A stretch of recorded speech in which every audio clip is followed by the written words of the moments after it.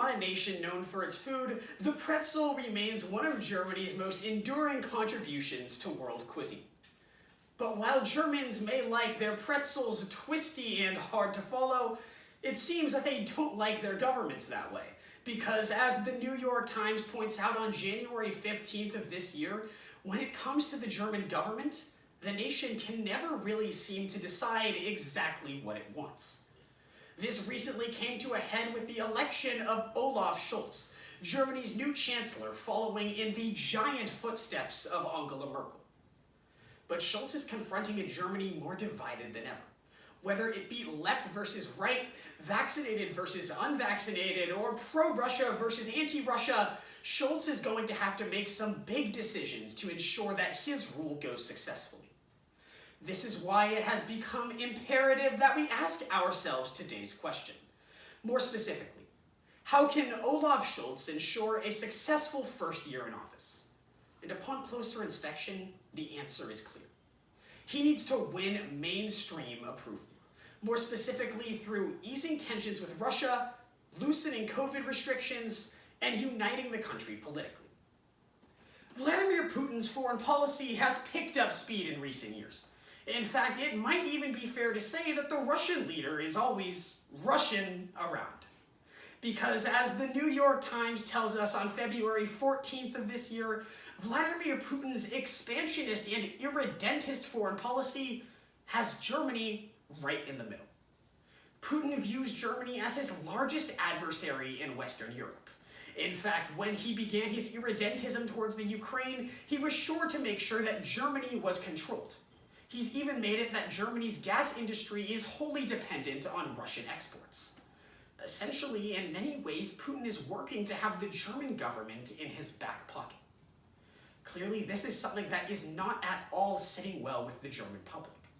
If Scholz wants to win this mainstream approval in his first year of office, it's imperative that he ease tensions with Russia, ensuring that Russia doesn't act in such an aggressive and expansionist way towards Germany, while at the same time maintaining a hard line towards Putin, telling him that Russian influence isn't welcome in the German nation. The Economist further exacerbates this issue, pointing out just yesterday that one of the weak points of Merkel's leadership was her wishy-washy stance against Russia. This is something that many German citizens have gone on to condemn, and is a perfect hole for Scholz to fill. If he can simply make a streamlined and coherent Russia strategy, Germany will be far better off, and Scholz will have one of the most successful first years in office of any chancellor in recent memory. But while German-Russian rivalry has gone on for about 100 years, there is one thing that seems to feel like it's going on for even longer: the COVID-19 lockdown. Yet another massive focal point that the Scholz government has to deal with in order to ensure a successful first year in office.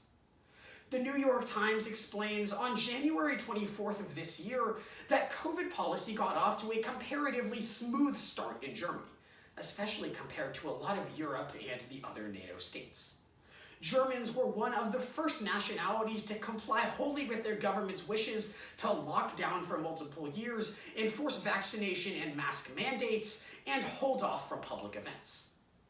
But while the German population may have been a blessing to the Merkel government when it comes to COVID-19, the Scholz government is seeing an entirely different side of the German people. After almost 2 years of lockdowns, many Germans have had enough. They've begun taking to the streets in protest and have begun numerous issues regarding civil unrest that is forcing the Scholz government to make a quick decision when it comes to its COVID-19 policy. In fact, The Guardian explains on February 17th of this year that with the growth of protests like the so-called Freedom Convoy in Canada, anti-COVID-19 lockdown and mask and vaccine mandate protesters across the world have been rising up in an attempt to force the government's hand and loosen these restrictions. If Scholz wants to win mainstream appeal and have a very successful first year in office, loosening these COVID restrictions is certainly something to look into. Not only will it quell civil unrest, but it could bring a significant portion of the German population into Scholz's back pocket.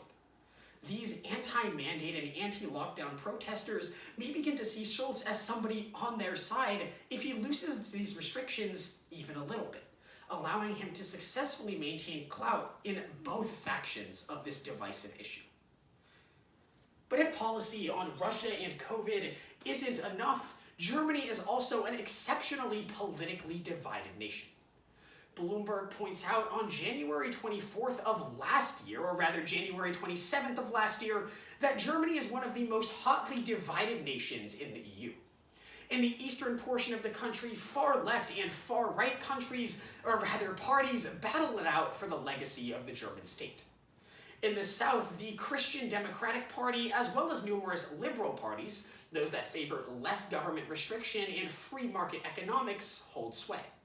And yet around Berlin and the surrounding areas, left-wing politics seem to be gaining in popularity significantly. Most importantly, while these groups seem to wield power in their own localized areas, none of them are very interested in cooperating with each other. If anything, their sole interest is gaining and maintaining power, to the significant detriment of German unity and the German government. If Scholz wants to have a successful first year in office, he'll have to do his best to unite these disparate groups of Germans in pursuing one national goal. But luckily, as The Atlantic explains on July 24th of last year, Scholz has just the tool he needs. With Germany's robust public media system, further investment will unify the country in ways that it hasn't before.